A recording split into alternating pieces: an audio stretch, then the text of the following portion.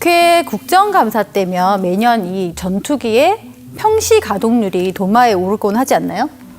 그렇죠. 대부분 이제 가동률 해서 몇 %냐 가지고 많이 얘기를 합니다. 그래서 KF-16 같은 경우에 한 75%, 기타 전투기는 80% 이상 가져가게 되는데 어떤 분이 얘기를 하시더라고요. 75%면 4대 중에 한 대가 활주로 또는 지상에 서 있는 거 아니냐. 근데 여기는 다른 이유들이 있어요. 지금 KF-16 경우에는 업그레이드 중이거든요.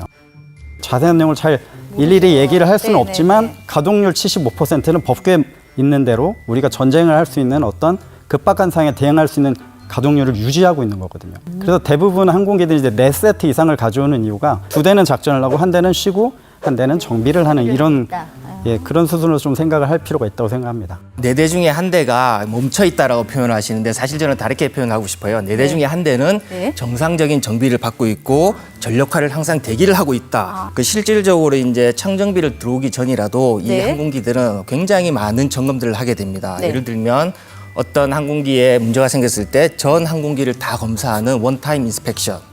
그다음에 매 90일마다 점검하는 항목, 180일마다 점검하는 항목. 또 비행 시간으로 따졌을 때는 480시간이 지나면 무조건 정비를 해야 되는 항목이 있고요.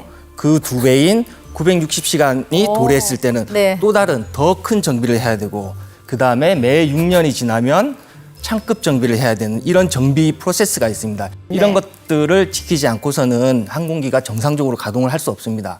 그래서 이런 정비 체계를 고려했을 때 4대 중에 한 대가 지상에 있다는 거는 얘는 정상적인 정비를 받고 있다.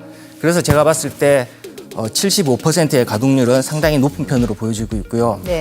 미 공군의 이제 가동률을 좀 살펴보면 23년에는 69%, 그다음에 24년에는 한 67% 정도의 평균 가동률을 보이고 있습니다. 특히 이제 F-15 같은 경우에는 53% 정도, 그다음에 F-16은 64%. 거기에 비교해 보시면 저희 군에서 운영하는 KF-16 75%, 그다음에 F-15K 뭐 80% 이상은 굉장히 잘 관리하고 가동률이 좋다라고 저는 개인적으로 생각하고 있습니다.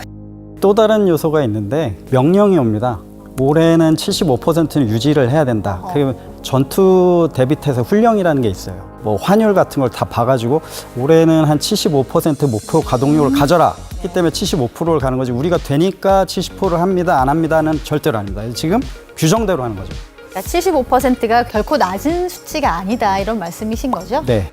75%에서는 전적으로 우리 아재님의 의견에 동의합니다. 아유, 감사합니다. 네.